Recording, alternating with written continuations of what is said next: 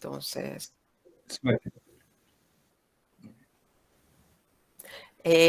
ok. Muy buenas Vamos tardes a entonces. todos. Queríamos nuevamente darle a todos ustedes la bienvenida a esta nueva sesión de estas reuniones del Aula Mechelt. Hoy, 7 de abril de 2022, contamos con la gratísima participación de nuestra muy apreciada amiga egresada de nuestra maestría, la profesora Ivette Esis Villarroel. Realmente para nosotros es un motivo de inmensa complacencia que ella haya aceptado esta invitación y que venga hoy, este jueves, a esta hora de costumbre, a hablarnos de un tema de su investigación más reciente que ha venido desarrollando en el área particular de las expropiaciones indirectas en el ámbito del arbitraje de inversiones.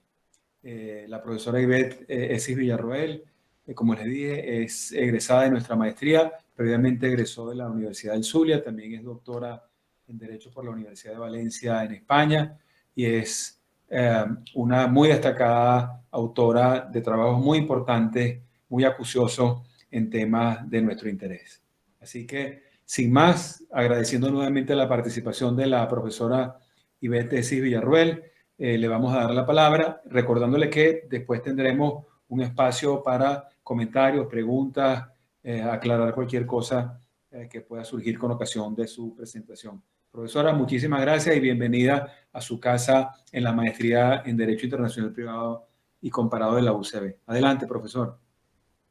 Eugenio, muchísimas gracias. Claudia, muy agradecida por la invitación. La verdad que para mí, como les comenté en privado y ahora lo hago en público, para mí es un verdadero gusto volver a casa, aunque sea vía virtual, pero la verdad que me trae muy gratos recuerdos y qué bonito volvernos a encontrar. Y bueno, la virtualidad y la pandemia ha hecho pues que las cosas sean un poco distintas. Me hubiese encantado estar en Caracas compartiendo presencialmente con todos, pero bueno, vamos a hacerlo desde aquí.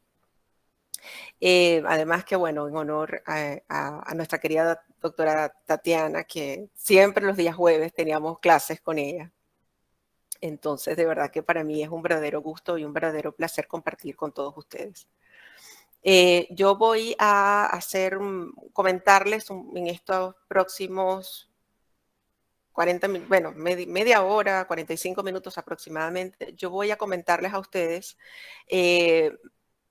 lo que ha sido la conclusión de una parte de un proyecto de investigación que estoy desarrollando aquí en Chile, donde estoy residiendo en este momento. Este es un proyecto de investigación que se refiere a la protección de la inversión chilena en el exterior frente al riesgo de expropiaciones indirectas. Hay una parte que lógicamente atiende mucho a la realidad chilena y máximo ahora que están acá en un proceso constituyente, muchas cosas se están analizando y discutiendo en este momento aquí. Cuando yo presenté el proyecto, eso no estaba ni siquiera en el radar ni en el tapete comentarlo ni mencionarlo, pero bueno, así fue. Y esto ha sido el curso, a ver, todo este proceso de modificación de la Constitución aquí en Chile comenzó en noviembre del 2019. Volviendo con el tema del proyecto, este proyecto ha sido financiado y está siendo financiado por una agencia estatal que se llama Agencia Nacional de Investigación y Desarrollo. Y yo voy a comentarles a ustedes un contexto general del proyecto, pero luego voy a hacer buena parte de mi exposición se va a referir al análisis cuantitativo sobre laudos arbitrales de inversión que han sido dictados entre los años 2010 y 2021, que se refieren expresamente a las expropiaciones indirectas. Entonces yo, con el permiso de ustedes, voy a compartir la pantalla para que me puedan seguir.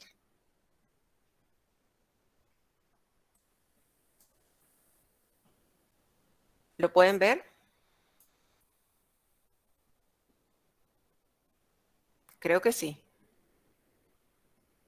Bien. Sí, sí se ve. Sí, Gracias. perfecto. Muchas gracias. Entonces, fíjense, este proyecto ha tenido como propósito determinar pautas o claves que sirvan de insumo a la política pública chilena en materia de protección del inversor chileno en el exterior. Sí.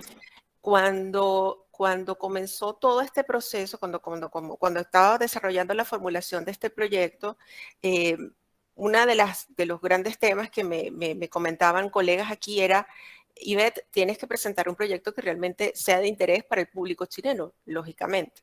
Entonces, en atención a, bueno, evidentemente, cosas que nosotros vivimos en Venezuela, pero también otros, analizando también un poco la experiencia que tuve en Brasil antes de venirme a Chile, yo dije, bueno, yo creo que se puede hacer un trabajo interesante o sea, partí con la hipótesis de considerar que efectivamente a través de ese análisis de distintos laudos arbitrales sí se pueden conseguir unas pautas muy interesantes.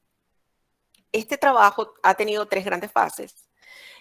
Como pueden ver en la lámina, una primera fase fue análisis de cuáles son los datos macroeconómicos de Chile, no solamente que publica el Banco Central, sino también distintas agencias estatales que manejan estos temas. Y aquí debo comentarles que además del Banco Central, tenemos también a la Subsecretaría de Relaciones Económicas Internacionales, que forma parte del Ministerio de Relaciones Exteriores de Chile, con quienes pues, he tenido la oportunidad de conversar varias veces, y también con otra agencia que se llama Invest Chile.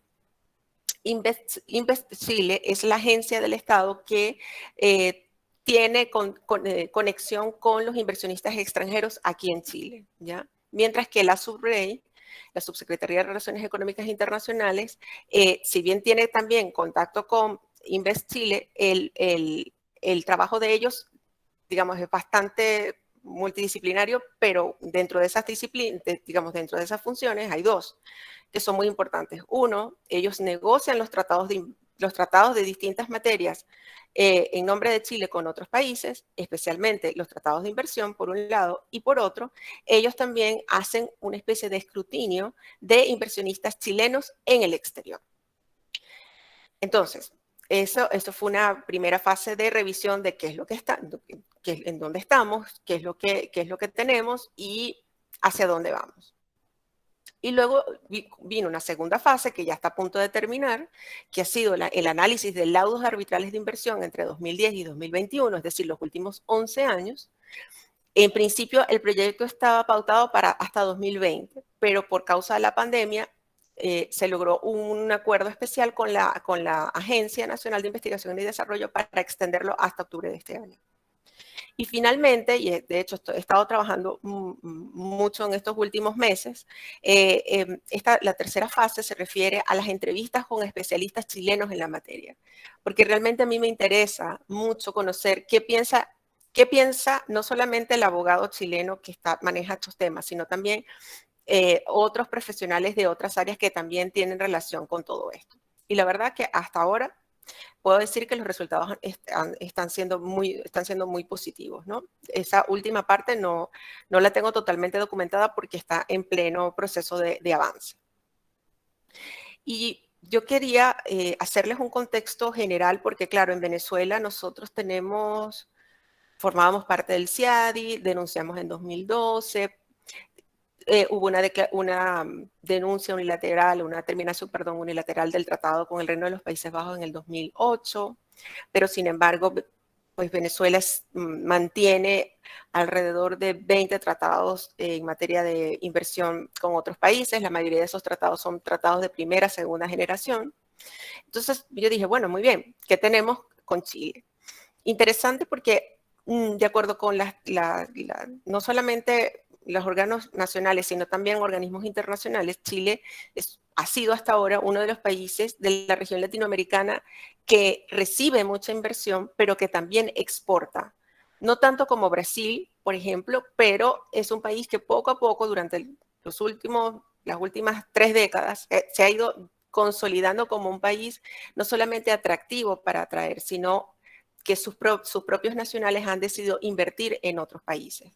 De hecho, ya para enero de este año, el Banco Central de Chile e Invest Chile, que están considerando que solo entró a Chile hasta hasta hace unos meses alrededor de 764 millones de dólares, ¿no? Es una cifra bastante importante considerando la pandemia. Pero también, como les he comentado, los inversionistas chilenos también hacen negocio fuera y ellos desarrollan sus operaciones de larga duración en otros países a través de las llamadas cadenas de valor. Es decir, ellos se asocian con otros inversionistas y con esos otros inversionistas entonces emprenden económicamente en otros mercados. Interesante porque la Subsecretaría de Relaciones Económicas publicó en el año 2020 un estudio según el cual estas últimas tres décadas el país exportó más de 128 millones de dólares a través de más de 1.000 proyectos de distinta índole, siendo Latinoamérica la región más atrayente para el inversor chileno. O sea, una de las grandes características también de esa inversión chilena en el exterior es que el chileno no es que no solo invierte en Europa o Estados Unidos, no, sino que su mercado natural ha sido América Latina y de América Latina especialmente Brasil. No es casual que hace muy pocos meses entró en vigor un acuerdo de libre comercio entre Brasil y Chile, y un acuerdo de libre comercio cuyo capítulo 8 se refiere solo a las inversiones extranjeras. Sobre eso es interesante porque es un acuerdo de tercera generación, diría que casi cuarta, pero con unas características muy especiales, habida cuenta que Brasil los acuerdos de Brasil no contienen protección ante expropiaciones indirectas, no contienen reglas sobre el trato justo y equitativo y tampoco reconoce y forma parte del sistema de resolución de controversias por vía arbitral inversor-Estado. Con lo cual, ellos han adoptado una fórmula diferente y esa fórmula diferente parte de una cláusula de prevención de controversias con un comité conjunto y dos puntos focales que representan a los estados, y estos puntos focales a su vez tienen contacto con los inversionistas. Entonces, si el problema no es resuelto a través de esa vía, entonces es cuando podría entonces un estado demandar a otro, pero en un arbitraje internacional, digamos ahí un arbitraje entre estados, no un arbitraje entre inversor-estado. Eso es el caso muy especial de Brasil. Pero con otros casos, pues Chile lo que ha hecho ha sido celebrar convenios de primera, de segunda, de tercera, y ya la última generación, que han sido los últimos 4 años, donde la República ha celebrado tratados muy, muy modernos con distintos países y está por cerrar un convenio de modernización como una especie de un tratado de libre comercio que ya existía con la Unión Europea, pero ahora la Unión Europea en bloque está negociando con Chile. Esto, mire, les puedo decir que en los últimos año y medio las negociaciones han estado en proceso, y hace muy poco se anunció que el texto ya se había llegado a un acuerdo en respecto al texto, y entonces, bueno, comienzan entonces los procesos de ratificación interna. Pero muy interesante porque este convenio en particular que les estoy contando ya incluye el tema de una corte de inversiones, como un tribunal de inversiones, con las particularidades que eso conlleva, ¿no? Y eso generó también muchas, no solamente discusiones internas, sino también que la propia Subsecretaría de Relaciones Económicas desarrolla reuniones con la sociedad civil. Ellos publican, uno se puede inscribir, uno escucha a los negociadores, y las personas que están allí pueden preguntarle cosas directamente a ellos. Y tuve la oportunidad de participar en 2 o 3 de esas reuniones, me parecieron súper interesantes. Y en esos momentos ellos estaban viendo la conveniencia o no de aceptar la Corte de Inversiones que le estaba proponiendo la Unión Europea. Hasta donde sé, eso se aceptó. Bien. Respecto a estos tratados y las cláusulas de expropiaciones contenidas en esos tratados, bueno, la red que tiene este país en tratados de promoción y protección de inversiones y tratados de libre comercio es amplísima. Tenemos 53 tratados bilaterales de promoción y protección de inversiones de primera, segunda generación principalmente, de los cuales un 32% tiene unas cláusulas muy amplias de expropiación, perdón, un 68%, mientras que un 32% tiene unas cláusulas muy amplias versus un 68% que tienen unas cláusulas un poco más explicativas respecto a qué debe ocurrir cuando ocurre una expropiación directa y cuando ocurre una expropiación indirecta.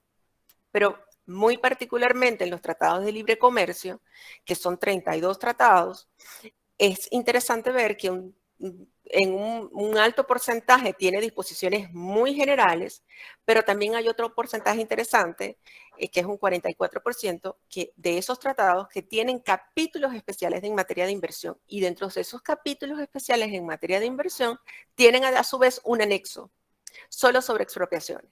Y en esos anexos están contenidos los 3 grandes criterios que han recomendado la OCDE y la Conferencia de Naciones Unidas para el Comercio y el Desarrollo respecto a cómo debería un árbitro identificar una expropiación indirecta. Continuando con esto, entonces, cerrando esta parte más general, con este contexto general, ahora sí yo quiero dedicarme más al fondo. O sea, ¿qué pasó o qué ha ocurrido en esta segunda fase de la cual llevamos un 90% de análisis? Yo pues quiero agradecer públicamente a dos abogados venezolanos que están aquí en Chile y que me han ayudado muchísimo, que ha sido María Gabriela de Abreu y Gabriel Briceño. María Gabriela es egresada de la Universidad Rafael Belloso Chacín y Gabriel es egresado de la Universidad Católica Andrés Bello. Pero junto a ellos han estado 4 tesistas, estudiantes de Derecho chilenos, Constanza Parodi, Pablo Andrade, Alonso Telo y Catalina Rivera. Y una colega de trabajo muy querida, Francisca Ávila, aquí en la Universidad Finisterra donde trabajo. Ella me ha ayudado muchísimo y se lo agradezco públicamente, porque con ella he ido aprendiendo a la construcción de estos estudios estadísticos, que la verdad que uno como abogado no está formado para eso. Y la verdad que, Francisca, muchas, muchas gracias. Entonces, bueno, les voy a contar un poco entonces sobre esta segunda fase, que me parece que es bien relevante y que creo que es de interés para todos.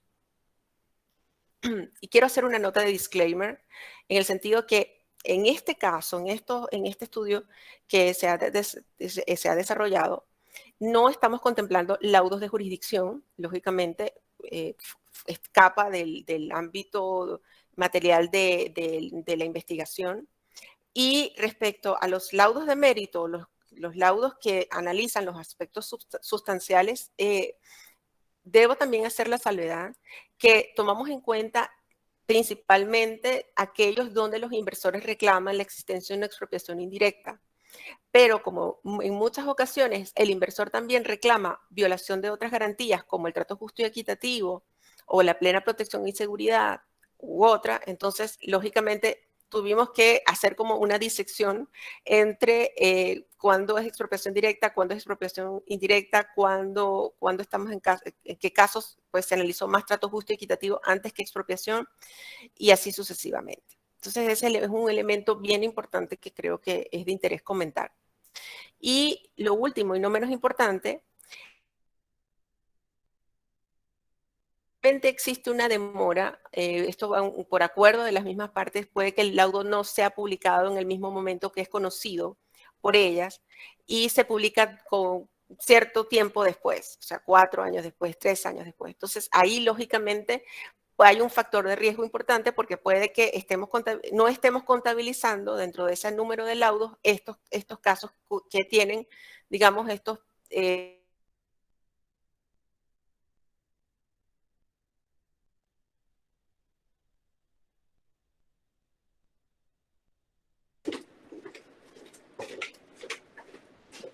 Creo que se este quedó. filtro. Sí. Tenemos 172 casos. ¿Me escuchan? Ahora sí. ¿Sí? Vale. Tenemos 172 casos después de esos filtros que les acabo de comentar. Y como pueden ver, nosotros lo agrupamos por bienios y para hacer mucho más fácil el trabajo. De hecho, lo primero que nosotros comenzamos a observar es que el número de casos fue creciendo exponencialmente. El primer bienio, que fue entre 2010 y 2011, fue apenas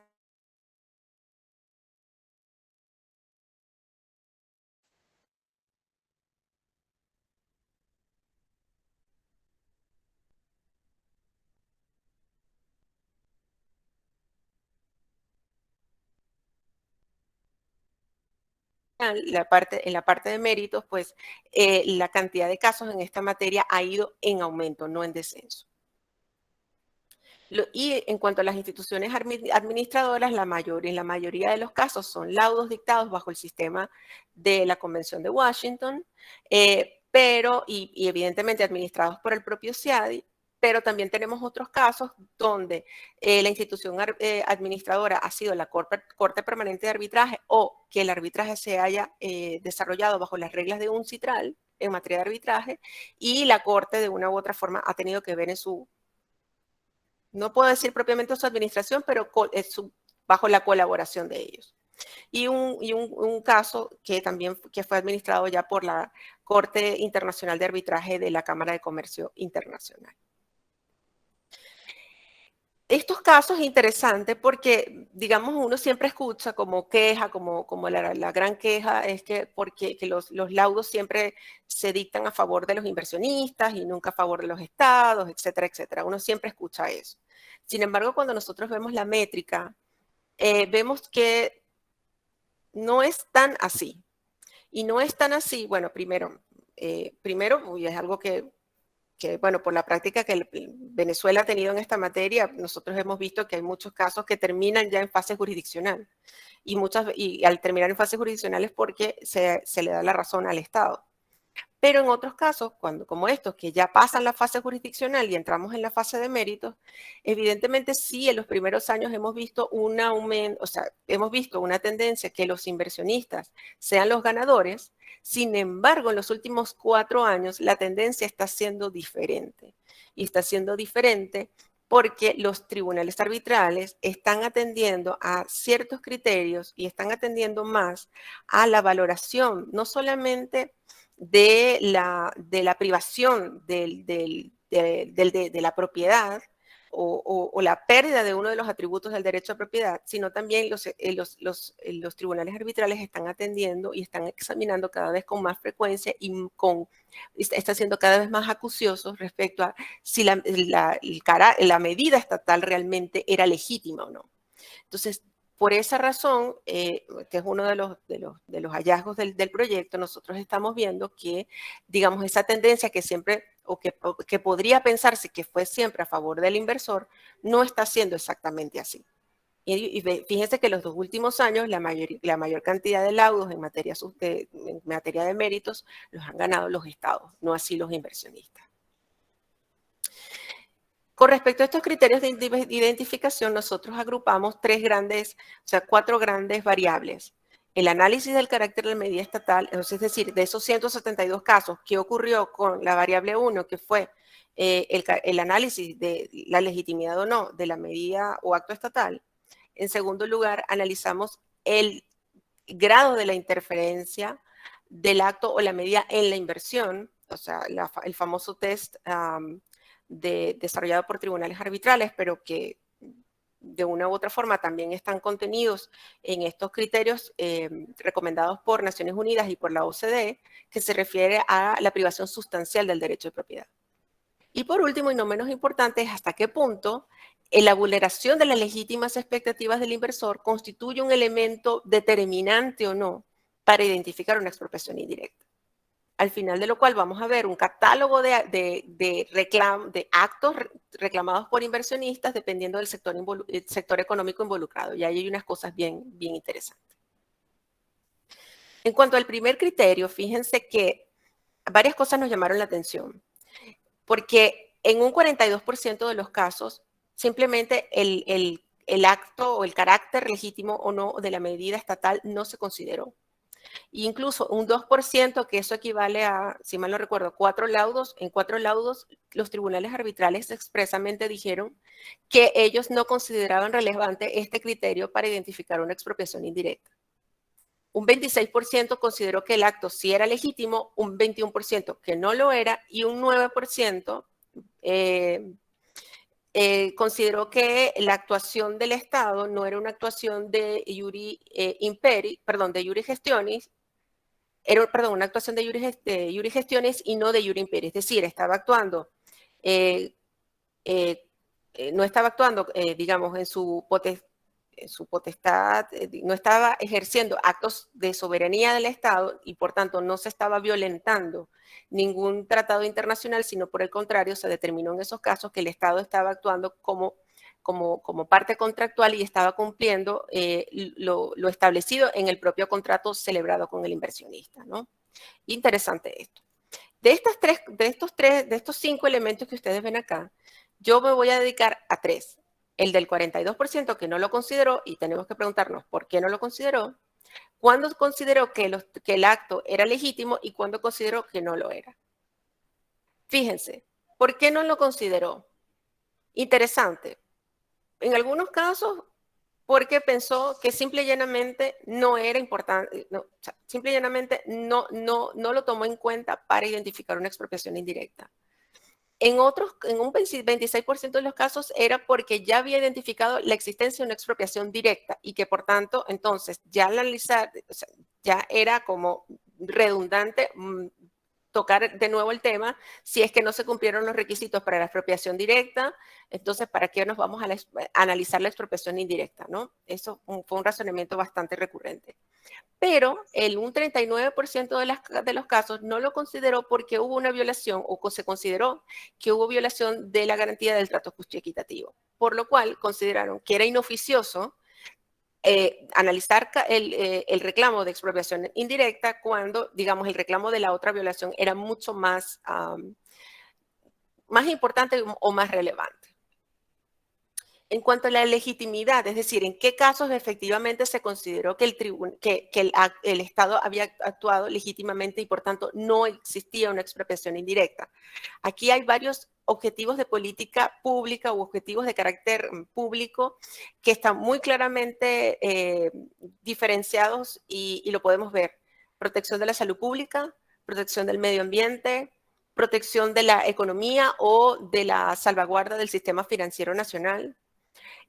O por inclusive varios casos de la salvaguarda del acceso de las personas o del derecho de las personas a los alimentos. Esto fue un caso un tanto recurrente.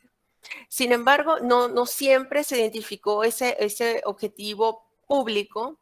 En algunos casos simplemente no lo justificó, dijo sí, el acto es legítimo, pero no explicó por qué. Eso ocurrió en un 18% de los casos y en un 31% de los casos los tribunales arbitrales consideraron que se trataba como un acto legal, que había cumplido con todos los requisitos del derecho interno y que pues nada tenía que reclamar el inversor en ese sentido porque digamos que el Estado había actuado, digamos, de una manera correcta conforme a derecho.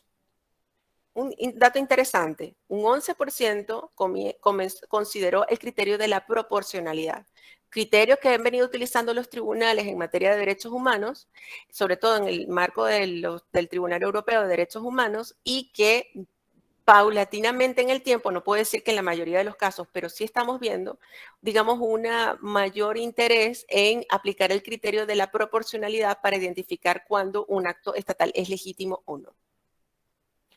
¿En qué casos se consideró ilegítimo? Entonces, acá tenemos que en la mayoría de los casos, porque hubo arbitrariedad, que fue la mayoría de los casos, en otros porque no se demostró efectivamente ese interés público que el Estado dijo proteger o pretendió proteger a través del acto estatal, y en los otros casos era porque se consideró ilegal o porque fue un acto de mala fe o porque fue considerado un acto discriminatorio.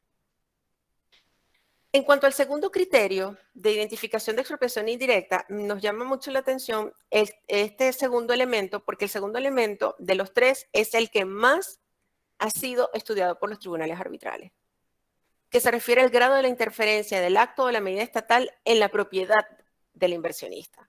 Y ustedes pueden ver aquí muy claramente que en un 71% de los casos lo consideró y lo demostró, versus un 12% de los casos que sí se consideró, pero no se demostró. Y en otros casos, casi 17% que no entró en detalle sobre eso. Y no entró en detalle sobre eso también es porque hubo violación de trato justo y equitativo o se evidenció una expropiación directa. Entonces, como les comentaba antes, los tribunales arbitrales no ahondaron en el asunto. ¿Cómo considerar la interferencia en el grado estatal de la inversión. El 63% de los casos los tribunales arbitrales consideraron que esa interferencia viene dada por la pérdida o por limitaciones en alguno de los atributos del derecho de propiedad. Es decir, que hubo una limitación en cuanto al uso, al goce y la disposición del bien. Sin embargo, también debemos señalar que nos llamó mucho la atención que, si bien es cierto que el control está directamente relacionado con la disposición, lo manejaron de una manera distinta, es decir, como si fueran elementos o criterios diferentes.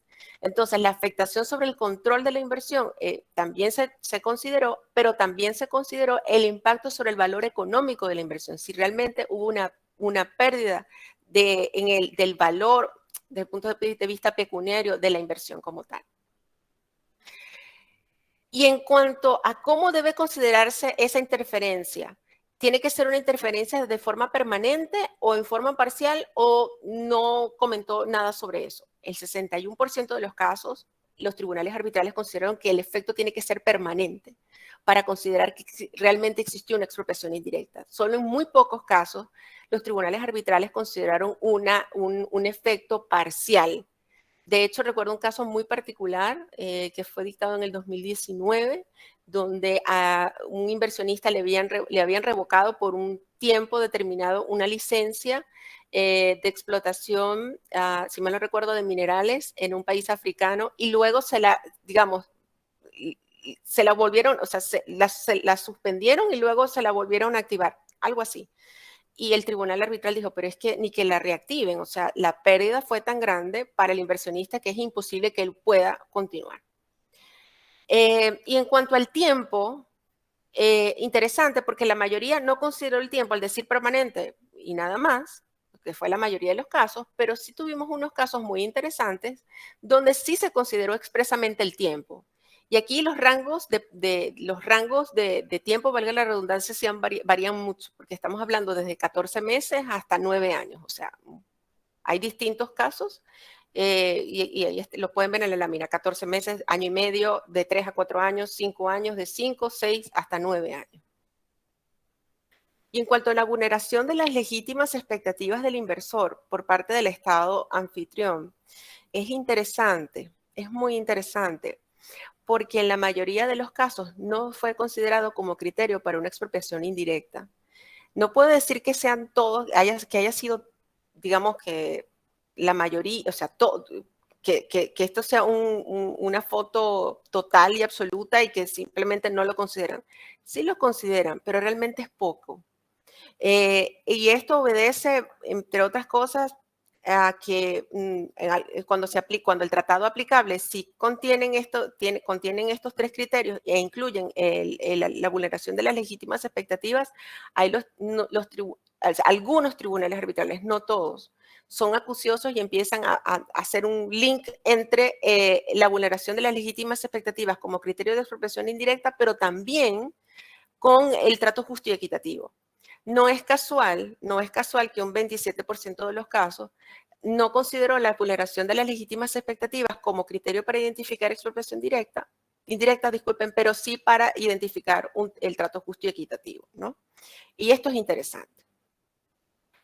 Y en cuanto a los actos estatales por sector económico involucrado y que son reclamados por el propio inversor, fíjense, aquí o sea, es enorme la cantidad de sectores económicos. Fue bien difícil compilar esto en estas 15 ítems, pero me llama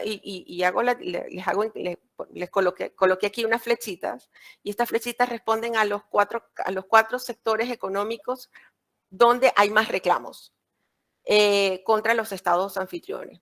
Petróleo, minería y gas es el sector más discutido. De hecho, bueno, casi todos los casos que nosotros hemos visto se refieren básicamente a ellos, pero no menos importante, los casos de energías en materia energética, la electricidad, ha ocupado un lugar muy preponderante, especialmente en los últimos 5 años, con ocasión de las modificaciones regulatorias que hicieron España e Italia, y que eso ha generado una altísima litigiosidad contra estos países. precisamente por el cambio en la fórmula de ganancia de las plantas de energía fotovoltaicas. Entonces, lógicamente, pues la electricidad se emerge como un segundo grupo importante. Y también tenemos el sector de alimentos. Y cuando estamos aquí hablando del sector de alimentos, estoy hablando no solamente la agroindustria, sino, digamos, la industria de alimentos en general, desde el productor hasta el vendedor, ¿no? Pasando por las cadenas de distribución. Y por último, no menos importante, tenemos muchos casos de infraestructura. De hecho, en cuanto a minería, petróleo y gas, la mayor cantidad de reclamos por los inversionistas vienen dados por revocación o cancelación de licencias, permisos y concesiones. Ese es, digamos que, lo más común que hemos visto solo en este sector económico. Además de la incautación de activos por parte de las autoridades estatales del Estado anfitrión, valga la redundancia. Hay otros tipos de cosas, por ejemplo, también hay expropiaciones directas, aquí también, no solamente indirectas, aquí también tenemos casos de expropiación directa. Y como pueden ver, pues también hay varios casos de inspecciones y auditorías arbitrarias. En cuanto a la electricidad, lo que les acabo de comentar, la parte regulatoria, la modificación la modificación que han realizado algunos países para cambiar la fórmula de ganancias o incentivos del inversionista han sido como el lugar común de todos los reclamos en estos últimos años. Pero en el sector de alimentos es interesante porque la incautación de activos y la ocupación temporal de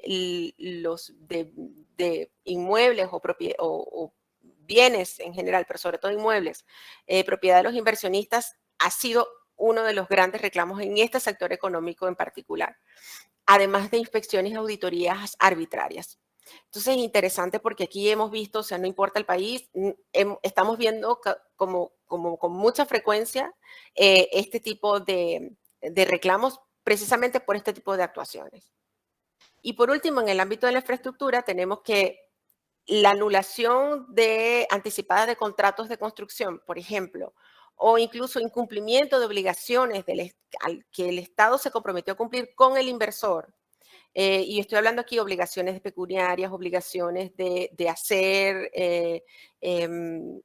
para que efectivamente la infraestructura sea construida y el Estado al final no cumplió con lo prometido, por virtud de una actuación soberana del propio Estado, han sido pues los actos más reclamados en el área de infraestructura, además de, bueno, ocupación ilegal de terrenos y estas cosas. En resumen, lo que tenemos es que en la mayor cantidad de casos, de los 3 elementos que les he comentado hasta ahora, el 73% de ellos consideran que el efecto del acto estatal en la inversión es el elemento o el criterio, perdón, preponderante para identificar una expropiación indirecta. Sin embargo, esto no está solo, porque está seguido por un análisis cada vez más exhaustivo por parte de los tribunales arbitrales respecto al carácter de la medida estatal. De allí que, digamos, en atención a las proyecciones que vimos de cuántos casos ganados y cuántos casos perdidos en favor de los estados y a favor de los inversionistas, esto es un elemento que digamos, que hacemos conexión porque consideramos que están íntimamente ligados. Y solo apenas un 2% es cuando se ha considerado la vulneración de las legítimas expectativas, con lo cual eso nos hace pensar si efectivamente valdría la pena si en los próximos tratados de inversión se continúe incorporando la frustración de legítimas expectativas como un criterio real de identificación de expropiación indirecta. Al final, esto es lo que tenemos por ahora. Como les digo, tenemos una etapa que tenemos que cumplir. Nos faltan un 10% de laudos, que creo que en alrededor de un mes ya estamos terminando y ya con eso pues tendríamos unas cifras ya totalmente cerradas respecto a este tema. Pero interesante porque digamos, los equipos negociadores de los países que trabajan la celebración de estos tratados siempre están considerando qué ocurre en la práctica arbitral. Y digamos que es una retroalimentación entre la práctica arbitral y los tratados, y consideramos que esto va a seguir siendo así. Pensábamos que las expropiaciones eran un problema del pasado, y bueno, para muestra un botón, todo lo que nosotros mismos vivimos en Venezuela durante todas estas últimas décadas, las 2 últimas décadas, pero también lo que están viviendo otros países, no solamente en la región, sino en otras partes del mundo. Así que yo creo que esto pues, es un tema que puede seguir dando mucho que hablar en los próximos tiempos, en atención también a los cambios que vienen, no solamente en el sistema de protección de inversiones como tal y los nuevos mecanismos de resolución de conflictos, sino también respecto a las nuevas directrices que en materia de inversión van teniendo los países, digamos, con el tiempo. Así que bueno, estoy dispuesta, bueno, estoy aquí, quedo a la orden para responder cualquier pregunta y les agradezco una vez más la oportunidad de poder compartir con ustedes.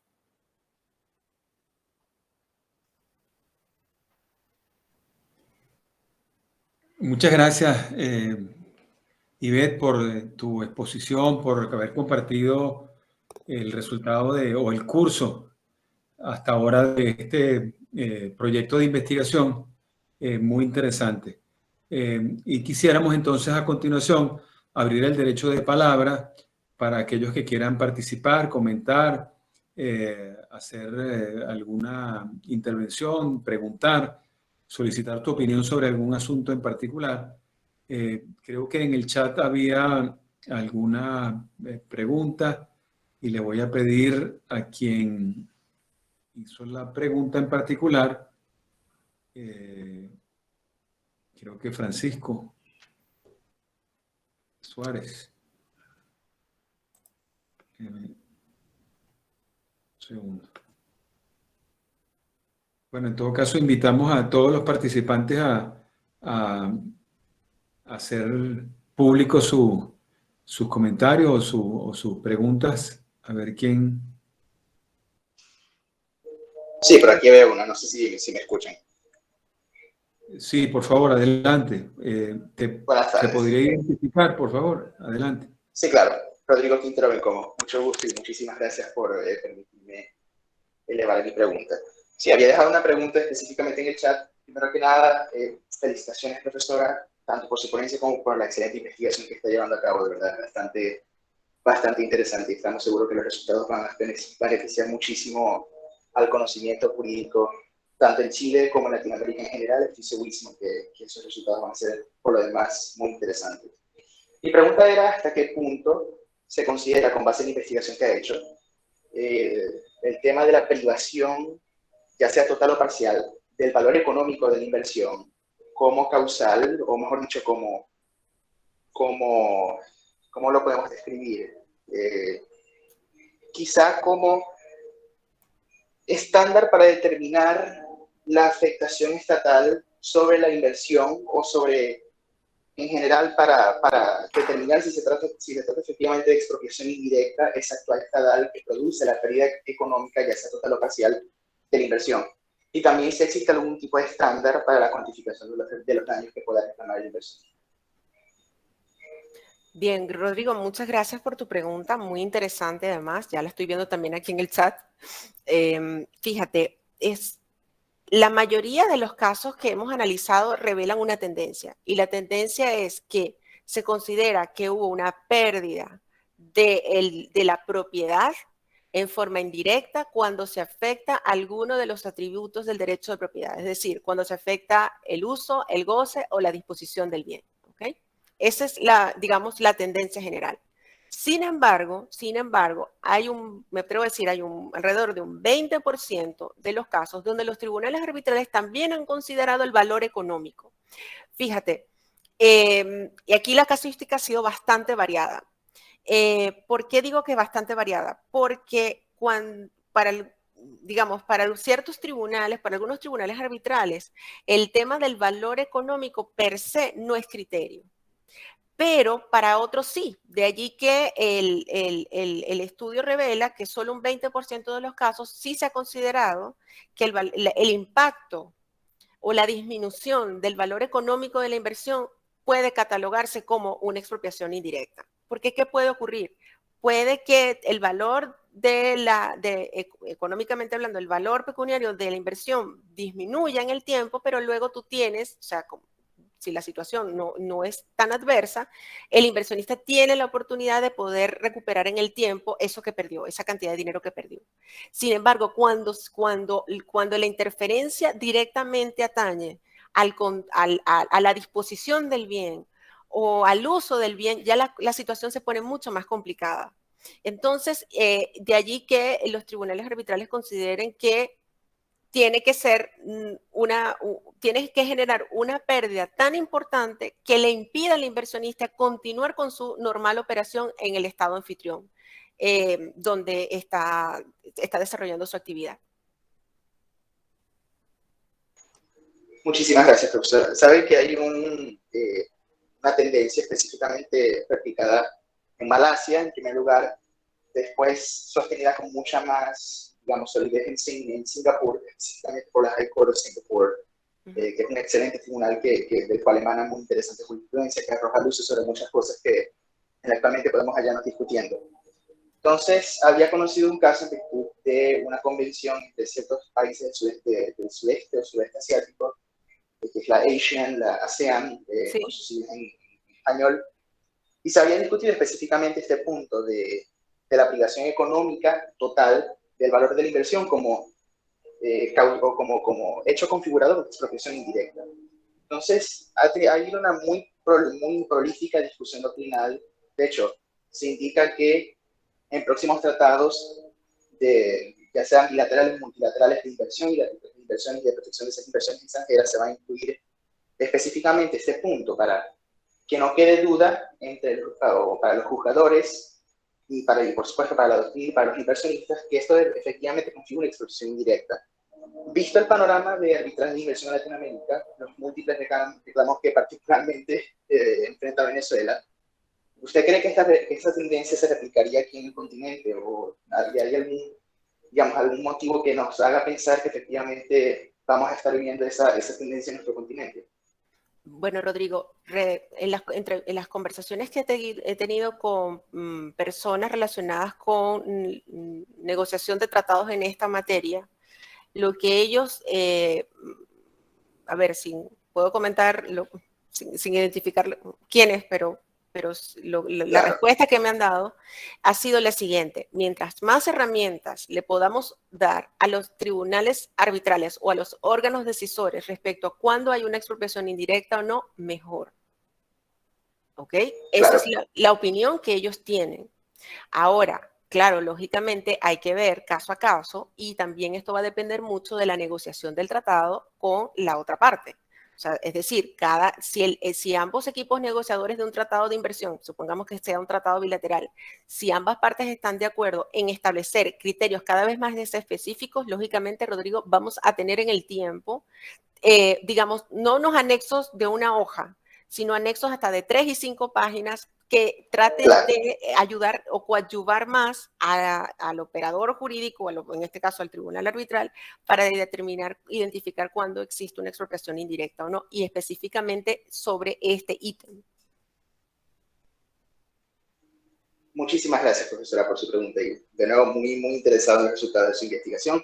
Gracias, profesor, por el derecho a palabra. A ti, Rodrigo. Continuamos. Hay una en el chat también, podrás ver que Francisco Suárez, ahora sí, hace una pregunta respecto de las medidas que adoptó el gobierno alemán, o las autoridades alemanas respecto de los activos de Gazprom Germania. Francisco, fíjate. Si quiere, perdón, si Francisco quiere añadir cualquier... perfecto. Por favor, Francisco.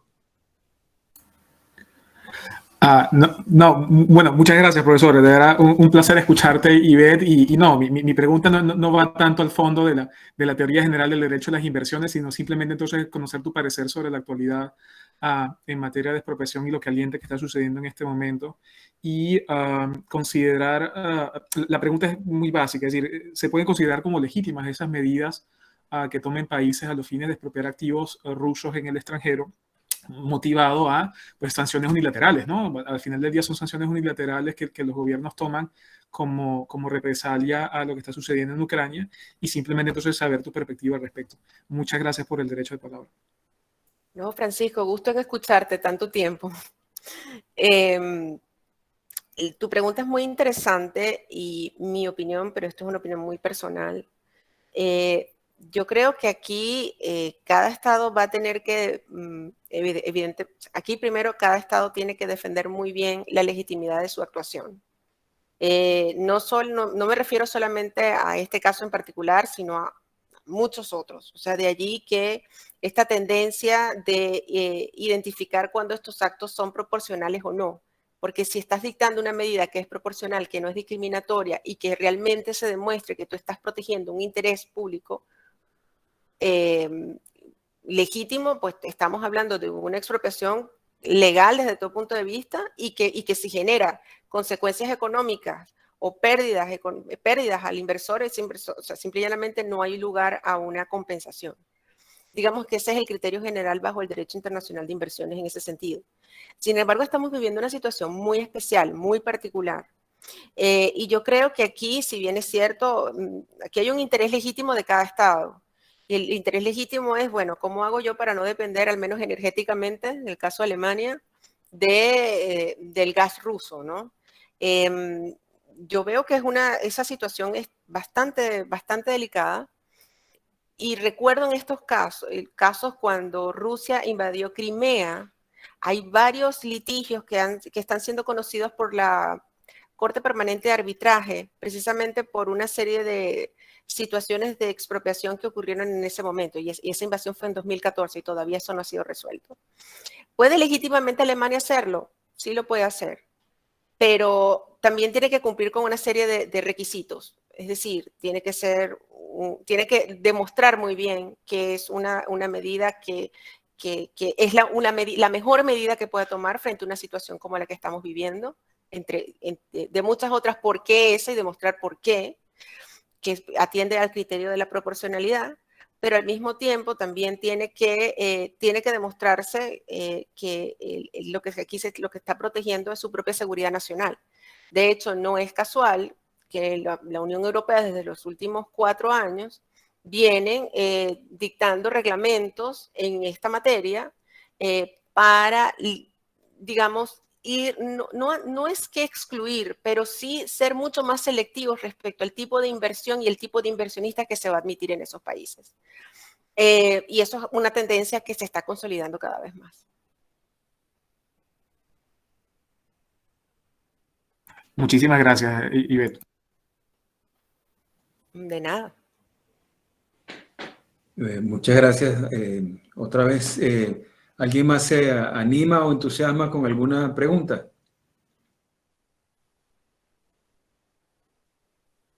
Bueno, yo voy a aprovechar para hacer un comentario. Oh, perdón, ¿alguien quiere hablar? Por favor.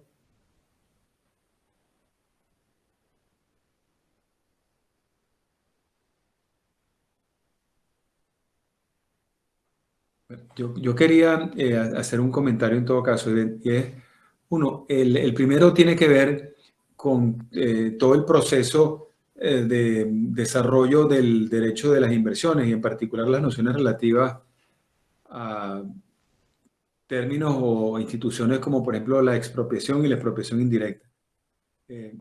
Creo que para mí, difícilmente creo que los estados se imaginaron todo este proceso, toda esta evolución. Es decir, casuística que se ha venido presentando y de la creatividad también de los abogados que manejan estos casos, de los argumentos que se hacen valer, del entendimiento de los tribunales arbitrales, etc. Entonces, además esto está en constante transformación, porque también los criterios más o menos pueden ser uniformes, pero también son bastante disímiles en el sentido de que, bueno, dependerá de la integración, de la composición de cada tribunal arbitral y dependerá también de los términos de cada tratado para que esto vaya cogiendo un camino u otro, ¿no? Eso por un lado. Y otra cuestión es lo que tiene que ver también con la noción misma de expropiación directa o indirecta, porque en todos los casos, en primer lugar, mejor dicho, lo que no se niega es la potestad soberana que tiene cada Estado de ejercer su potestad expropiatoria dentro de su potestad soberana respecto de los activos que se encuentran en su territorio para la fecha del acto expropiatorio. Pero la expropiación también supone, de conformidad con el derecho internacional y también con el derecho interno de todos los países del mundo, que haya una compensación. Es decir, hay un sacrificio por razones de interés público o interés social, pero tiene que ser compensado. Y la cuestión de la falta de compensación o de retribución por ese sacrificio del particular, por esas razones de interés público o utilidad pública e interés social, si no hay esa compensación, eso también determina la ilicitud de la medida. Y por eso es que tienes que compensar. Tienes que compensar por violación. Si tú sigues tu trámite expropiatorio cumpliendo con la normativa interna y el derecho internacional, pues tú tendrías que haber compensado y se acabaría el problema hasta allí. Entonces, yo lo que creo es que nosotros a veces utilizamos la expresión de expropiación en un sentido también muy lato, muy sin límites, ¿no? En el sentido de que, bueno, tomas la medida expropiatoria y ya está, listo. Pero es que resulta ser que, uno, supone eso la traslación de la propiedad. Dos, libera eso al Estado de su deber de indemnizar. Bueno, todas estas cosas, creo yo que el derecho de inversiones lo que trata de alguna manera también es de ponerle el acento en que hay un marco de legalidad para la actuación del Estado. Es decir, la potestad del Estado, la potestad expropiatoria, está sujeta a requisitos y tiene consecuencias que cumplir con un marco legal determinado. Esos eran básicamente los comentarios, Ivette. No, Eugenio, muchas gracias. Y efectivamente, es que no se niega que los estados puedan expropiar, o sea, es una regla reconocida bajo el derecho internacional. ¿Qué sí se sanciona? Cuando el Estado no compensa, y ahí estaríamos hablando entonces de una indemnización. La verdad que con el análisis del carácter de la medida estatal, es particularmente para los casos de expropiación directa, la directa, no la indirecta, no siempre los tribunales arbitrales, coincido plenamente contigo, los tribunales arbitrales no siempre son tan acuciosos. Ven más el tema de si se pagó o no una compensación y pocos realmente se dedican a analizar si se cumplió el requisito de causa de utilidad pública o interés social, ¿ya? O esa causa expropiandi propiamente dicha.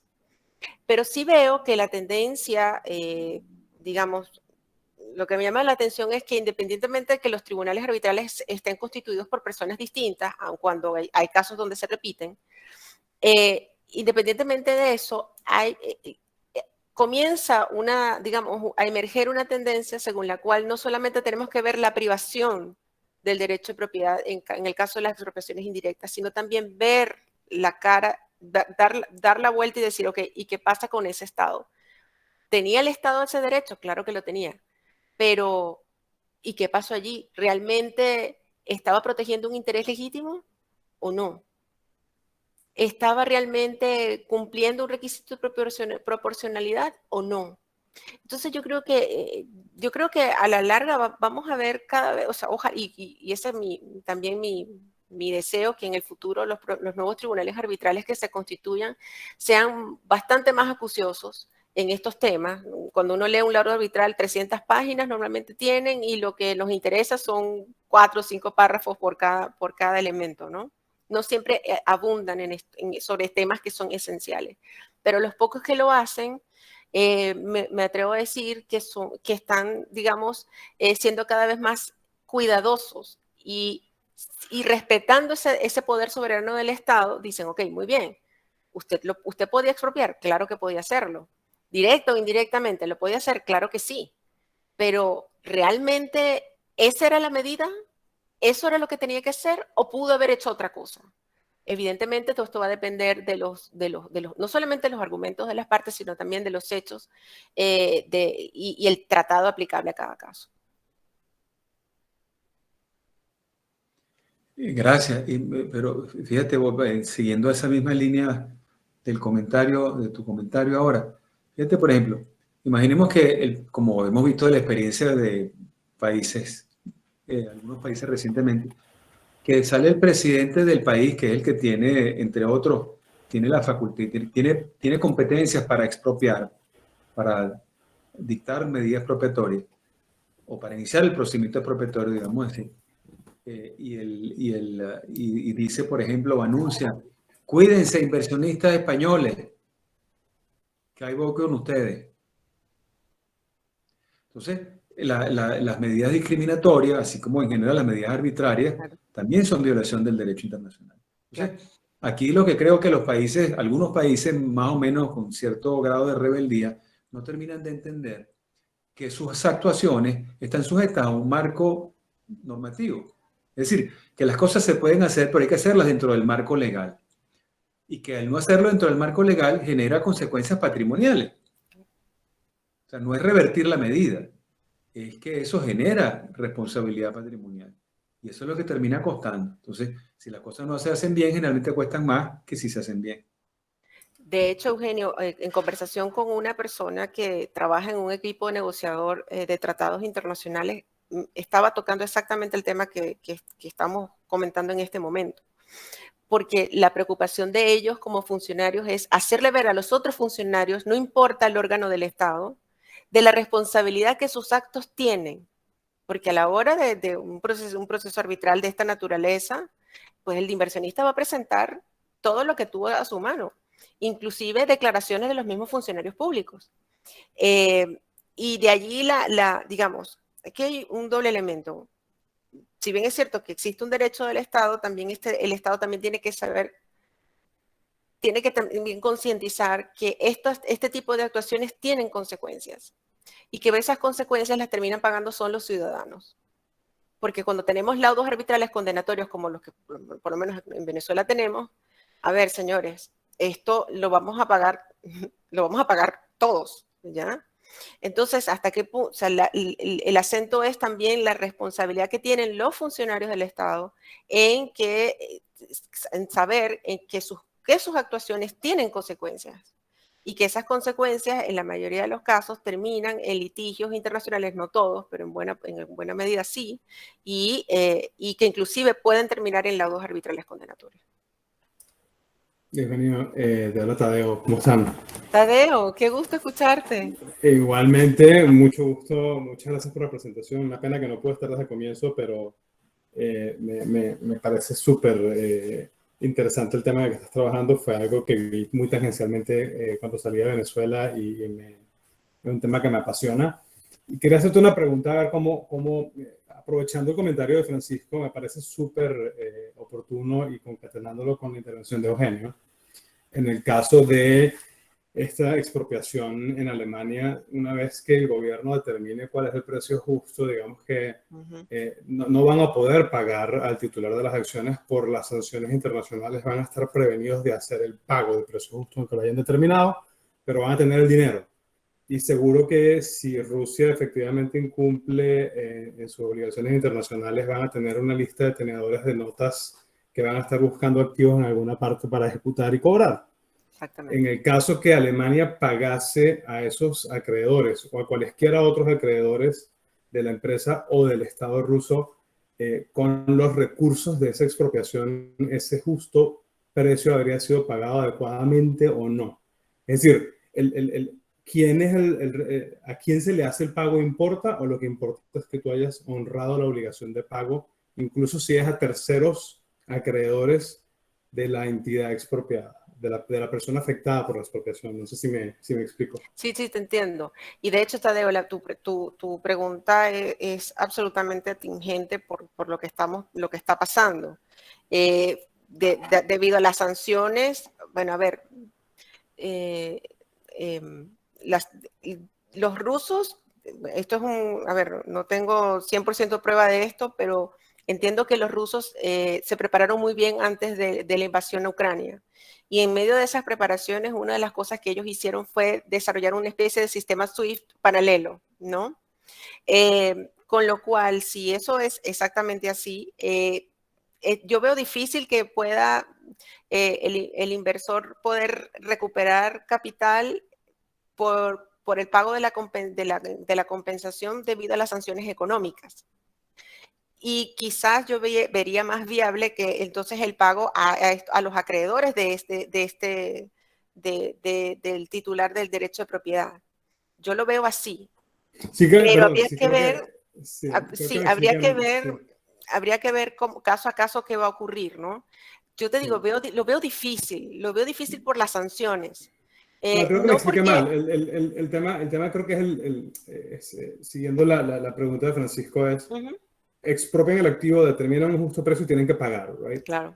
El pago, si el titular de las acciones es el gobierno ruso o alguna empresa que por una u otra razón se vea afectada por todas las sanciones que se han dictado, el gobierno alemán no va a poder hacer el pago, va a estar prevenido de hacer el pago por las sanciones internacionales. Si hacen el pago, están violando las sanciones. Exacto. Con lo que el gobierno alemán ahora ha expropiado el activo, ha determinado el precio justo, tiene el dinero para pagar, pero no puede girar los fondos a las entidades que serían los beneficiarios del pago, porque quizás son entidades sancionadas. No sé si sea el caso, no conozco los detalles, pero estoy asumiendo que probablemente sea así. En ese caso, si hay acreedores internacionales que tengan acreencias contra el gobierno ruso o contra cualquiera de estas entidades, van a estar buscando dónde está el cash para cobrarse y van a saber que el gobierno alemán tiene cash. La pregunta es, si ese cash se utilizase para pagarle a esos acreedores, tú como gobierno alemán puedes legítimamente decir que tú honraste el pago del precio justo, aunque no le entregaste el dinero directamente a la entidad que sufrió la expropiación. Al gobierno ruso o a quien quiera que sea el dueño de la empresa expropiada. Y no creo que tengamos respuesta, pero me parece súper fascinante la pregunta. Pero me encanta. Me encanta la pregunta, porque es que puede ocurrir. Estoy recordando, hay un tipo de cuenta bancaria que es como una especie de una cuenta de depósito abierta a nombre de, o sea, que puede estar a nombre de algún agente ruso, por ejemplo, pero que por causa de las sanciones, este agente no puede hacer disponer de ese dinero. Entonces, como esa cuenta se mantiene allí como en stand-by, esperando a ver qué va a ocurrir, si la persona deja de ser sancionada en el futuro, en fin, esperando las resultas de este proceso. ¿Qué sí creo que va a ocurrir o que podría ocurrir? Que algún acreedor, que deben tener muchos, busquen la manera de, digamos, obtener algún tipo de medida para poder cobrar de esa cantidad de dinero las acreencias que tengan a su favor. Eso sí podría ocurrir. Aquí estoy haciendo una solución de laboratorio, porque, bueno, habría que ver cómo se van a desarrollar los acontecimientos, ¿no?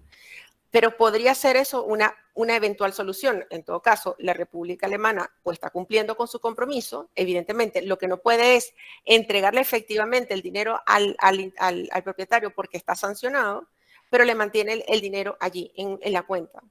Esperando entonces las resultas de un futuro proceso. Yo creo que eso podría ocurrir. Sí, puede ser un pago con consignación, ¿no? Exacto. Hacer el pago con consignación en un tribunal alemán y... Exacto. Sí. Exacto. Sí. Gracias. Había una en el chat, Taimi hace una pregunta.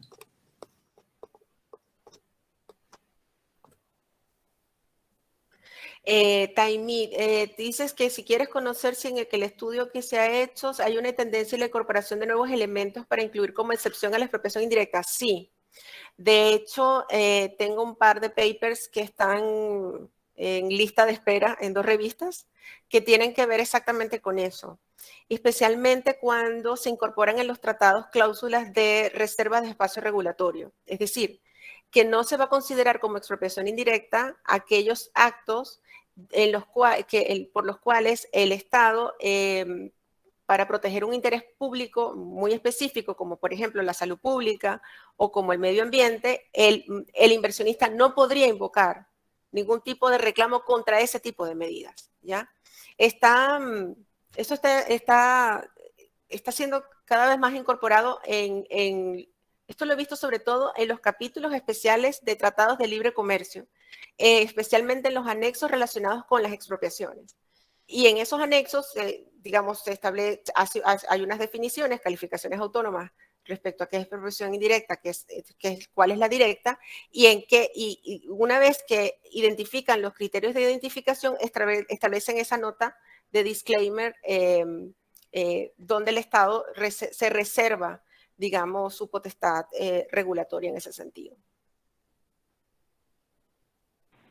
Ya, es que gracias profesora, que justamente lo que quería saber era si se están incorporando algunos diferentes. Estaba pensando como el de estabilidad financiera que se empezó a incorporar a partir, digamos, de tratados multilaterales y después en el propio modelo neerlandés.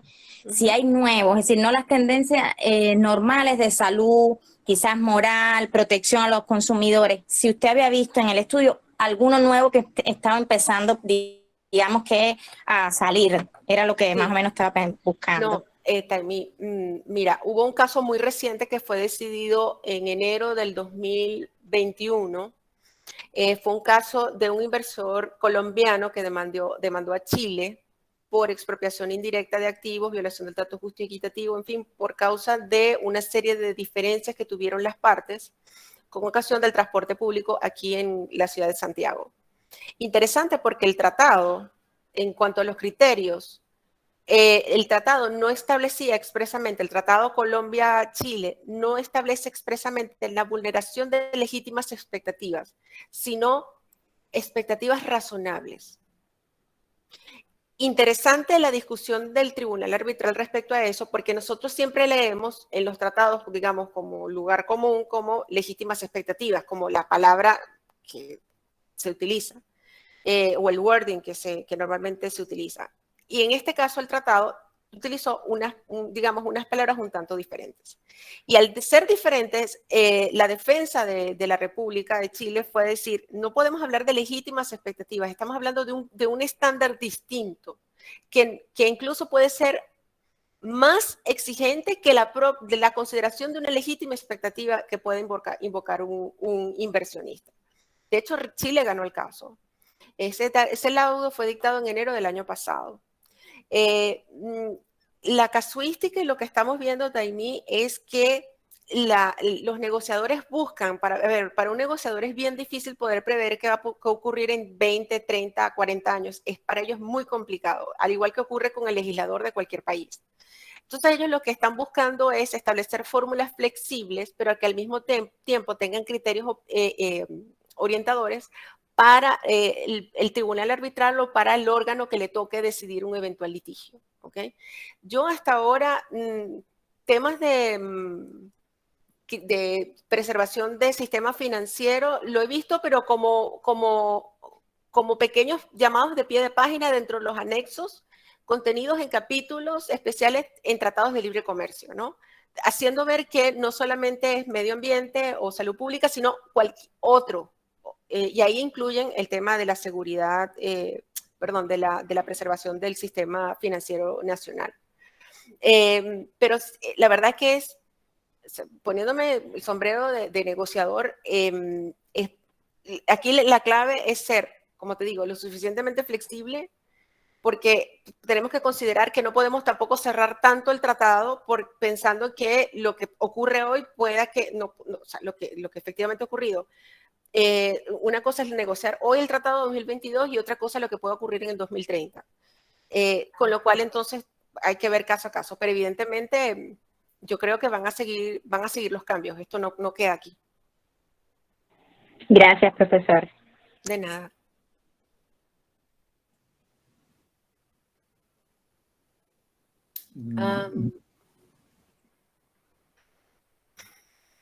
Aquí dice Francisco, otro aspecto interesante es la determinación del momento de la fijación del precio de las acciones de Gazprom. Imagino que están en picada desde hace tiempo, incluso antes de que Alemania anunciase que estudiaba la posibilidad de expropiación.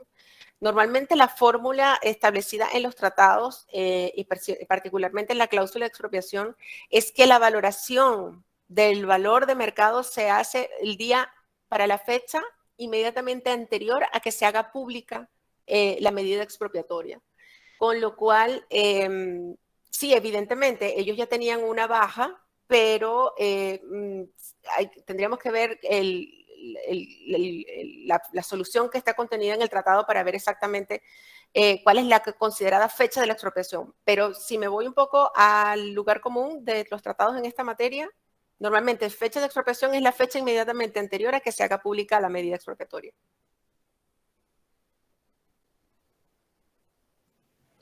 Y en los casos de expropiación indirecta, ¿cuál sería esa fecha? Allí es bastante más complicado porque porque como ellos consideran allí, en las expropiaciones indirectas no se acuerda tanto compensaciones, sino indemnizaciones ya. Porque partimos de la idea que una expropiación indirecta de por sí, cuando partimos de la idea que el Estado ha estado actuando en una forma arbitraria, ilegal y discriminatoria. Entonces, allí lo que se toma en cuenta es en qué momento el inversionista dejó la fecha en la cual el inversionista efectivamente perdió o tuvo la interferencia real y permanente de alguno de los atributos del derecho de propiedad. Y allí, bueno, como les estaba comentando, si bien es cierto que en la expropiación directa hay una fecha fija y que está ahí incluso tasada en los tratados internacionales, con las expropiaciones indirectas no ocurre exactamente así. Entonces, depende mucho de las situaciones fácticas que ocurridas en cada supuesto, ¿no? Pero, como te digo, en materias de pago de sumas de dinero, cuando hay expropiaciones indirectas, ya no estamos hablando de compensación, estamos hablando ya de indemnizaciones, lo que incorporaría otros conceptos. Sí, y voy a hacer un comentario también con la pregunta de Francisco y de la de Tadeo, el comentario a continuación. Fíjate, cuando la pregunta es, ¿genera responsabilidad una medida de embargo de bienes? Embargo en el sentido que se le da, por ejemplo, en la legislación de los Estados Unidos, dice un embargo territorial de bienes, por ejemplo, quedan sujetos, no pueden ser, no se pueden disponer los activos de determinados sujetos, por lo menos los activos venezolanos del gobierno venezolano no pueden ser dispuestos en que se encuentren en territorio de los Estados Unidos, por ejemplo. Ahí se hizo, en el caso de las sanciones de los Estados Unidos, se hizo esa diferenciación entre el gobierno A y el gobierno B. ¿Okay? Entonces, los del gobierno A sí están sujetos a ese embargo, los del gobierno B no están sujetos, pero después el presidente de los Estados Unidos, en ejercicio de sus facultades como director o gestor de las relaciones internacionales, dice, pero esos activos del gobierno B no pueden ser afectados por medidas judiciales, por ejemplo. Entonces, este tema, por ejemplo, lo que está viviendo algunas cosas de estos activos en tribunales de los Estados Unidos. Caso Cristalex. Por ejemplo, ahí va. Respecto de Citgo y todas esas cosas, ¿no? Entonces, exactamente. Ahí lo que tenemos es, y Alemania tiene, entre otras cosas que recuerdo yo, una ley de comercio internacional o de comercio extranjero, en el cual se establecen una cantidad de potestades para el gobierno federal, una cantidad de medidas que pueden tomar, autorizaciones para exportación, porque por ejemplo, un país que genera o que produce tal cantidad de productos tan diversos, de alta tecnología, armamento, cuestiones químicos, etcétera, etcétera, no es que puede cualquiera estar vendiéndole eso a cualquier estado, sino que para vender a ciertos destinos hay que obtener una cantidad de autorización. Entonces ya hay una serie de restricciones a la libertad de comercio, ¿no? Todos los países hacen eso. No, y la inversión, y que no son inversiones, digamos, no son industrias que se levantan de la noche a la mañana, son industrias que requieren una inyección de capital muy, muy importante, no solamente para que operen, sino para mantenerlas en el tiempo. Yo creo que vienen momentos bien delicados en estos próximos tiempos con ocasión, no solamente con lo que está ocurriendo entre Rusia y Ucrania, sino también lo que está ocurriendo en otros países también, en atención a esta tendencia de ser cada vez más selectivos respecto a qué tipo de inversión, a qué tipo de inversionistas voy a admitir, ¿Qué quiero yo como Estado? ¿Voy a admitir cualquier tipo de inversión que no? Y si ocurre un problema con ese inversor en particular que viene de un país en particular que es complicado, que es conflictivo, ¿hasta qué punto lo voy a seguir aceptando en mi territorio o no? Yo creo que esto pica y se extiende. Yo creo que vienen momentos bastante interesantes, pero también desafiantes. Así es. Bueno, ¿alguien más? Otra vez hay el chat de Rodrigo Quintero. No sé si, Rodrigo, quieres hacer otra vez el comentario de viva voz. Sí, bueno, básicamente era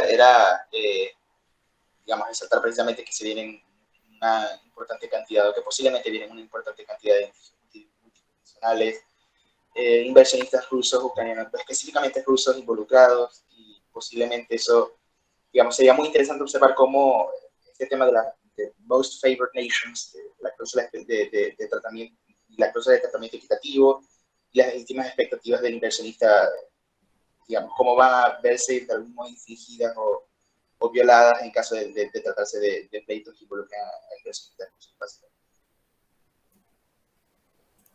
Sí, Rodrigo, definitivamente vienen muchas cosas. Creo que la litigiosidad, lejos de disminuir, va a ir aumentando en el tiempo. Es un poco la previsión que uno va teniendo en la medida que se van viendo cada vez más cosas. Pensábamos que ya lo habíamos visto todo y la verdad es que no es así. No es así.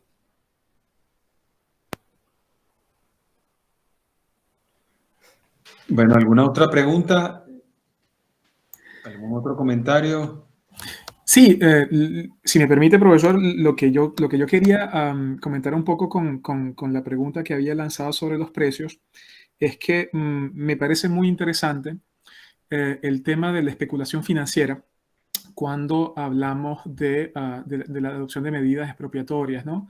Porque, como bien Ivette lo comenta, entonces efectivamente cuando estamos hablando de una expropiación, el precio de las acciones o de los activos se fija en el momento entonces donde ocurre la expropiación efectiva, pero sabemos muy bien entonces que los mercados no reaccionan así. Los mercados reaccionan mucho antes y los mercados reaccionan con el simple rumor de una medida de tal naturaleza.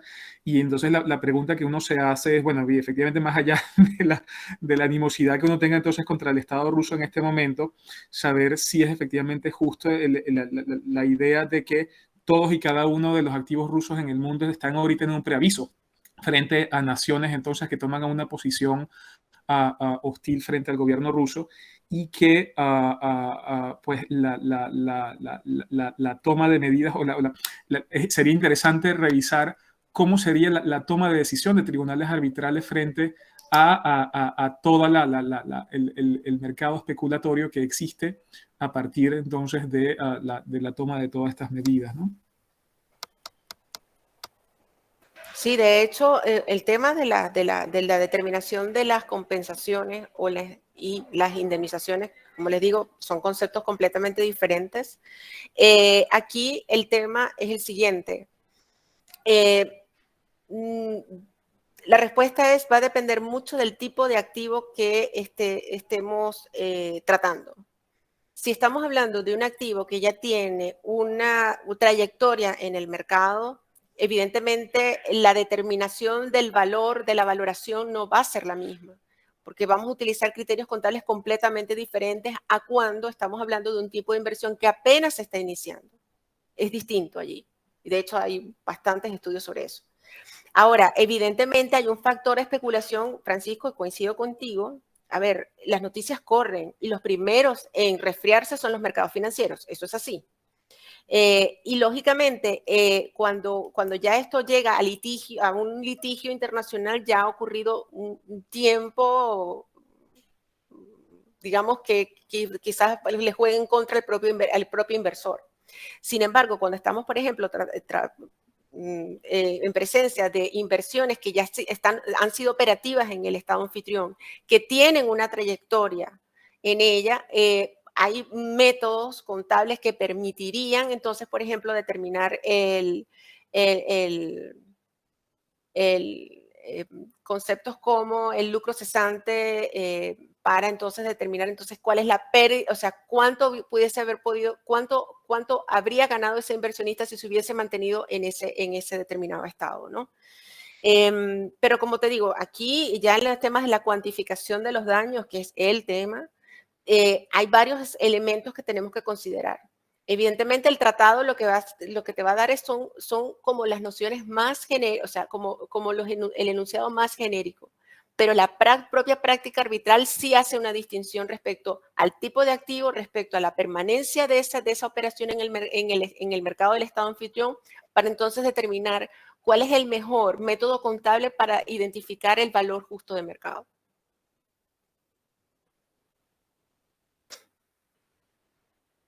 Sí, no, totalmente de acuerdo contigo y me imagino entonces que al final del día será un tema de escogencia del método de cálculo por el tribunal concreto, ¿no? De hecho, Francisco, el gran tema hoy día en cuantificación de daños en esta materia es precisamente cuál es el mejor método.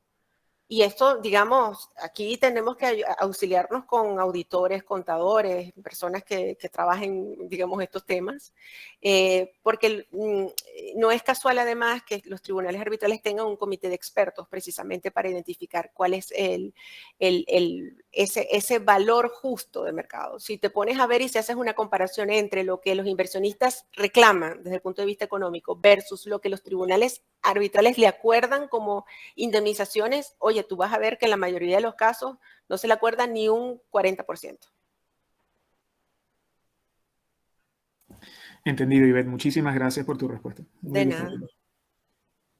Sí, ese es un aspecto, el de la valoración, en el cual creo que en términos generales, los abogados formados en los sistemas latinos tenemos graves deficiencias, porque lamentablemente se sigue pensando mucho en la figura de la experticia complementaria del fallo, es decir, que eso no es un tema de los abogados ni del tribunal, y los tribunales también lo piensan así, los venezolanos, por ejemplo, sino que esa es tarea de otra gente. Cuando realmente en el arbitraje, tanto el de inversiones como el comercial internacional, es un tema que cae dentro de la misma gestión del tribunal, pero el tribunal está a su vez o sigue los alegatos de las partes, la carga que tiene el demandante de establecer la cuantía del daño reclamado y por supuesto por lo que respecta al demandado de defenderse de esa estimación o alegación que hace. Y en ese sentido también los métodos para la estimación o cuantificación de la responsabilidad que corresponda a quien quiera que haya violado lo que haya violado son múltiples. Y viene un tema también de la metodología que se sigue, de la convicción que lleve eso a los árbitros, pero ante todo es una tarea que corresponde a las partes y no es simplemente un tema que vaya a ver cómo hace el tribunal y el tribunal a su vez decir, eso tampoco es un problema mío, sino que es un problema de alguien, de un experto que viene después. No. Es del demandante y la defensa del demandado. Exactamente, y de hecho es interesante porque en la parte, digamos, de cuantificación de daños, de los laudos arbitrales, es súper interesante. Ahí incluso yo misma he tenido que pedir ayuda y auxilio. Yo coincido plenamente contigo, Eugenio, uno no fue formado en eso. Y he tenido que pedir auxilio incluso a colegas que sí conocen muy bien en la materia, que me expliquen exactamente si ese era el mejor método para la cuantificación de daños que reclama el inversor versus el método presentado por el Estado, ¿no? Y evidentemente las diferencias son tremendas, inclusive ya cuando se dicta el laudo, pues también ahí vemos la otra diferencia, o sea que los tribunales arbitrales también son... Yo he visto, digamos, un especial cuidado por parte de los tribunales de que en esa cuantificación de daños que sea una cuantificación lo más ajustada posible. Tampoco es acordarle todo al inversionista, pero tampoco es no acordarle, o sea, digamos, si hay responsabilidad, el Estado también tiene que pagar, cumpliendo el principio de reparación integral desde 1928 que hasta hoy se aplica. Sí, bueno, eso es pero también podría llegar al supuesto en que, uno, puede haber una violación de un tratado. Después viene el tema de demostrar el daño y de cuantificar el daño. ¿Y qué tal si tú no lograste cuantificar el daño? Ha habido experiencias recientes, creo que hay un caso de la República Dominicana más o menos reciente también, en el que el demandante logró demostrar la violación del tratado, pero falló en cuanto a la valoración. Y de lo reclamado que fueron 200 y pico millones, terminaron condenando por 2 millones y dele. Exactamente, exactamente. No, y la verdad que es impresionante, inclusive con los mismos casos venezolanos. O sea, la verdad que con los mismos casos venezolanos también uno ve una casuística bien interesante en este sentido. Bien interesante. Así es. Incluso la de la defensa de no presentar ningún método alternativo, sino solamente criticar el propuesto por el demandante. Es decir, un tema de estrategia de las partes. Bueno, totalmente. ¿Alguna otra pregunta para, si no, ya ir cerrando nuestra sesión del día de hoy?